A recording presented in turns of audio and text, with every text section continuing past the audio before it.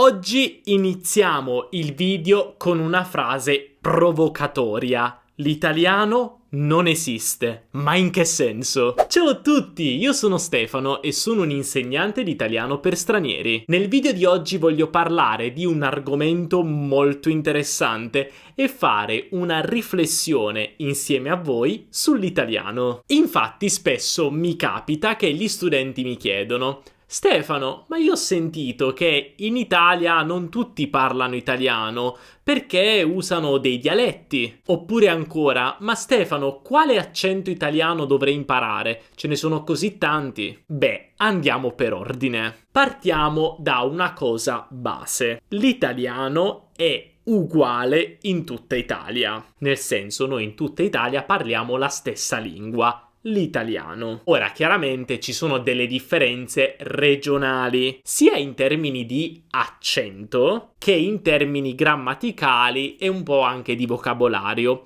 Però vedremo queste differenze con degli esempi pratici dopo. La cosa che adesso devi tenere a mente, che è la più importante, è che in Italia si parla l'italiano e l'italiano è uno solo. Però facciamo un passo indietro e cerchiamo di capire quando è nato l'italiano. Dobbiamo tornare indietro al 1861, quando l'Italia è diventata una nazione unita. Infatti, prima di questa data, l'Italia era divisa in tanti piccoli stati, con lingue, tradizioni, culture diverse. Poi nel 1861 l'Italia è diventata un paese unito ed è stato deciso in quel momento che l'italiano sarebbe stata la lingua ufficiale dell'Italia. Però l'italiano chiaramente non è nato nel 1861, ma molto prima. Infatti dobbiamo tornare indietro al 1300. In quegli anni il famosissimo Dante Alighieri scriveva la Divina Commedia. Ma non solo Dante Alighieri, anche altri importantissimi autori come Boccaccio e Petrarca. Ma in che lingua hanno scritto le loro opere? Beh, le hanno scritte in un volgare, cioè una lingua che non veniva normalmente usata nei testi scritti, perché nei testi scritti si usava il latino. Quindi questo volgare era una lingua parlata dal popolo. Stiamo parlando del fiorentino del 300. Quindi proprio a partire da questa lingua, dal fiorentino, da questo volgare,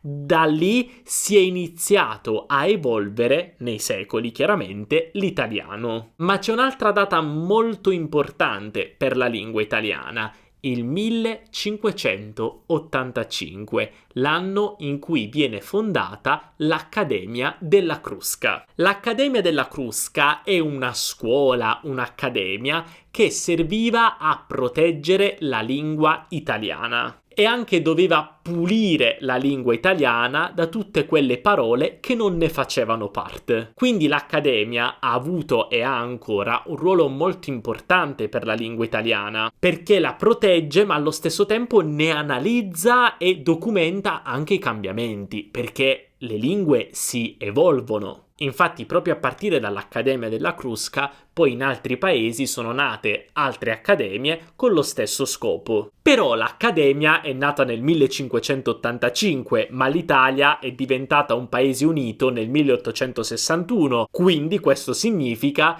che l'italiano non era ancora la lingua ufficiale dell'Italia. Infatti nel 1861, con l'unità d'Italia, non è stato difficile capire quale doveva essere la lingua ufficiale del paese. Questo perché c'era già una tradizione letteraria molto importante a partire dal 300 e anche perché c'era un'accademia, quindi era ovvio che doveva essere l'italiano, che appunto è un'evoluzione del fiorentino. Però quella lingua, a partire dal 300 fino ad arrivare poi nel 1861, era cambiata davvero tanto. Quindi si è dovuto scegliere un altro punto di riferimento per insegnare la lingua, perché non potevano insegnare l'italiano nelle scuole con Dante Alighieri, erano passati 500 anni, la lingua era troppo diversa. Allora hanno scelto un nuovo modello, i Promessi Sposi di Manzoni. Questa è un'altra opera famosissima della letteratura italiana ed è chiaramente più recente, più vicina al 1861 e quindi era molto più facile insegnare l'italiano partendo da questo libro. Però abbiamo ancora un grande problema e qui ci colleghiamo alla frase iniziale del video: l'italiano non esiste. Questo perché, anche se l'Italia era effettivamente diventata un paese unito, non tutti parlavano l'italiano. Anzi, dato che l'Italia era un insieme di stati e staterelli che non c'entravano niente tra di loro,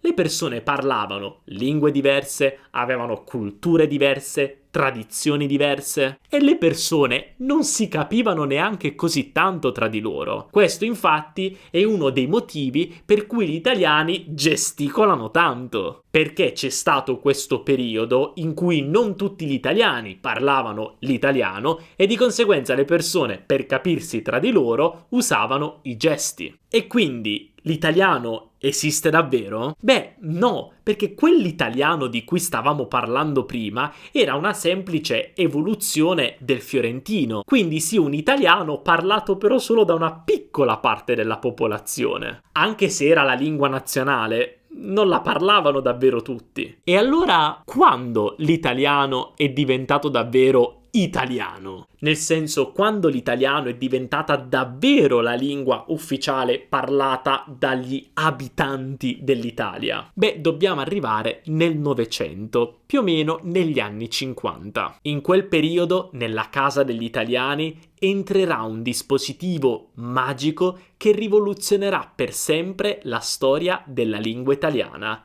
la televisione. Però in quel periodo sulla televisione c'era solo un canale, il canale nazionale della Rai. E c'era un programma molto interessante che si chiamava Non è mai troppo tardi. Questo programma era presentato da un professore, Alberto Manzi, ed era un vero e proprio corso di alfabetizzazione per italiani. E sì, perché tantissimi italiani non parlavano italiano, anzi, tantissimi erano proprio analfabeti, non sapevano né leggere né scrivere. Quindi l'obiettivo di questo programma era quello di alfabetizzare gli italiani, insegnare agli italiani a leggere e scrivere, a capire e parlare l'italiano. Fabio,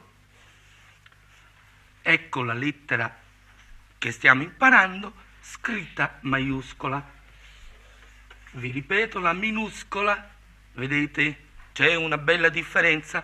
Questo programma era davvero seguito da tantissime persone ed è proprio grazie a questo programma, ma anche alla televisione in generale, che gli italiani hanno finalmente iniziato a parlare in italiano. Però ancora oggi, anche se in Italia praticamente tutti parliamo italiano, ci sono ancora delle differenze regionali proprio dovute al fatto che la nostra lingua è abbastanza recente. Per questo motivo troviamo delle differenze grammaticali, lessicali e di pronuncia in base alla regione in cui ci troviamo. A volte ci sono delle differenze anche tra le città, che magari sono a 15 km di distanza, però non scendiamo troppo nei dettagli. Voglio farti però 3 esempi pratici per farti capire cosa intendo quando parlo di differenze tra gli italiani regionali. Ti farò principalmente degli esempi tra il sud Italia, in particolare la Puglia, dove vivo io, e il nord Italia, perché ho vissuto sia a Milano, quindi al nord, che in Puglia, dove vivo attualmente, quindi al sud. Io sono nato in Puglia e poi ho vissuto per 5 anni a Milano, quindi conosco molto bene le differenze tra i due italiani. Facciamo di nuovo però un appunto importantissimo. Quando sono andato a Milano potevo parlare con i milanesi? Certo, perché la lingua è la stessa, è sempre italiano, però ci sono delle differenze che adesso vediamo. Iniziamo da un esempio sulla grammatica. Ti faccio questo esempio. In Puglia noi usiamo 2 verbi che normalmente sono intransitivi come verbi transitivi. Questi 2 verbi sono salire e scendere. Ora, salire significa andare su, invece scendere significa andare giù. Questi 2 verbi sono intransitivi, quindi non possono avere un oggetto diretto. Però in Puglia possiamo usare questi due verbi con un oggetto diretto, quindi come verbi transitivi, per intendere l'idea di portare qualcosa su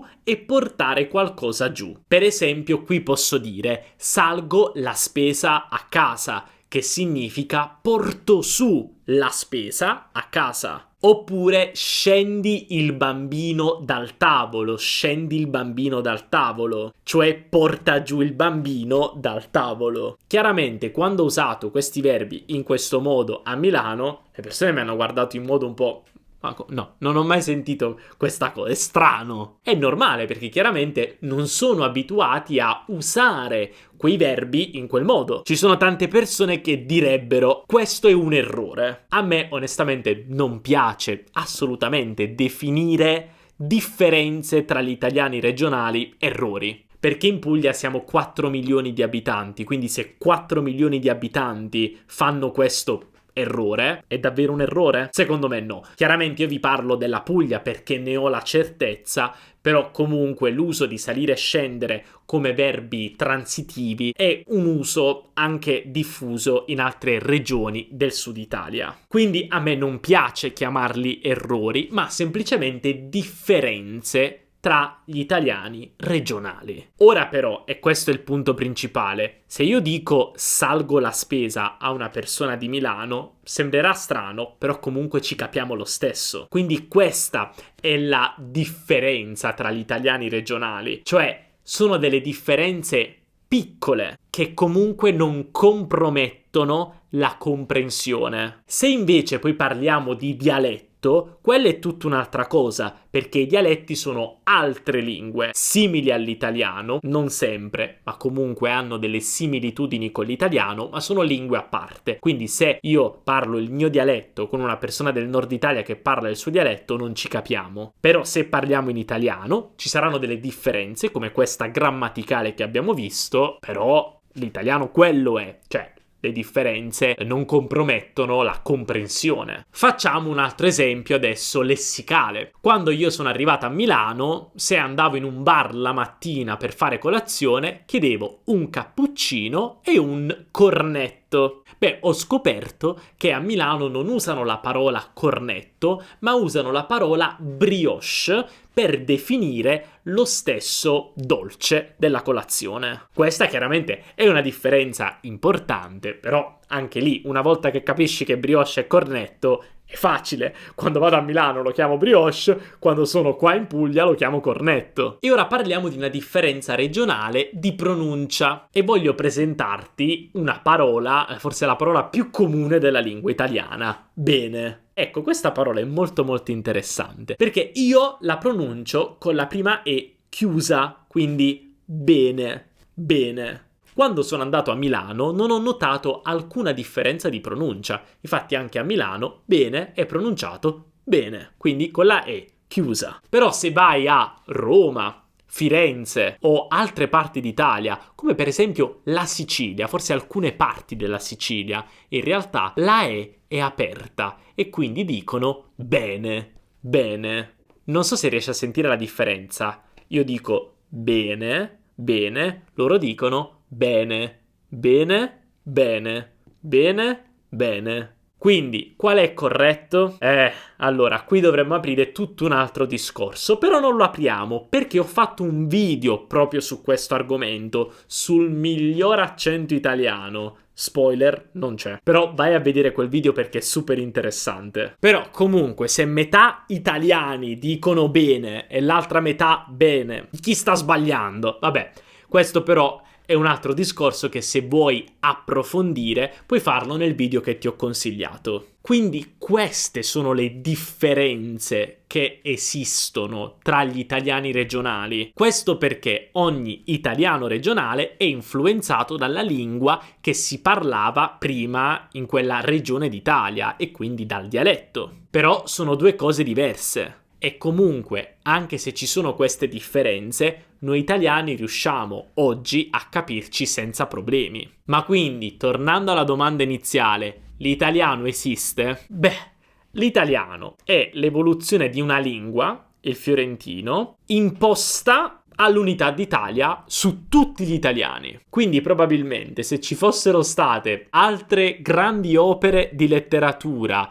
e un'accademia che proteggeva un'altra lingua, forse poi quella lingua sarebbe diventata l'italiano che conosciamo oggi. Non lo so, però comunque il discorso è questo. L'italiano esiste, certo che esiste, però è stata una lingua un po' imposta. E anche per questo motivo l'italiano ha così tanti accenti diversi e anche alcune differenze regionali di cui ti parlavo, e tutte queste differenze rendono l'italiano una lingua magnifica. Ora, per me e anche per tutta la mia squadra, una cosa molto molto importante è rispettare tutte le differenze regionali dell'italiano. Infatti, in tutti i nostri corsi italiano vero, tranne nel nostro corso base, in cui preferiamo un italiano un po' più neutro, un po' più standard per facilitare l'apprendimento, nei corsi intermedio e avanzato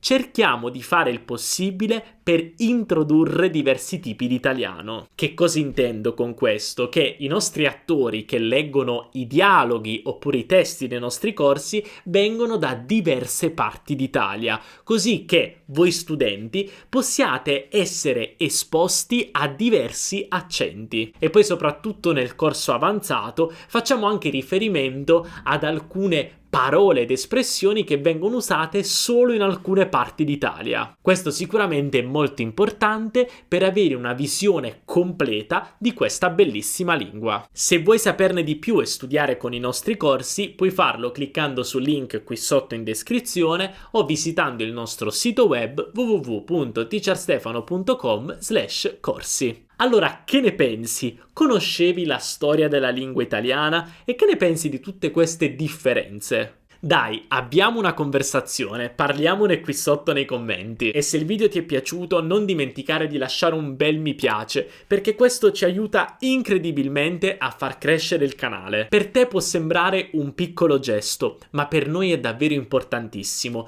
perché se tu metti mi piace, fai capire a YouTube che questo video è interessante e YouTube lo consiglierà a tante altre persone come te. E non dimenticare anche di iscriverti al canale e attivare la campanellina per non perdere nessun video futuro. Noi ci vediamo nella prossima lezione. Un abbraccio, ciao!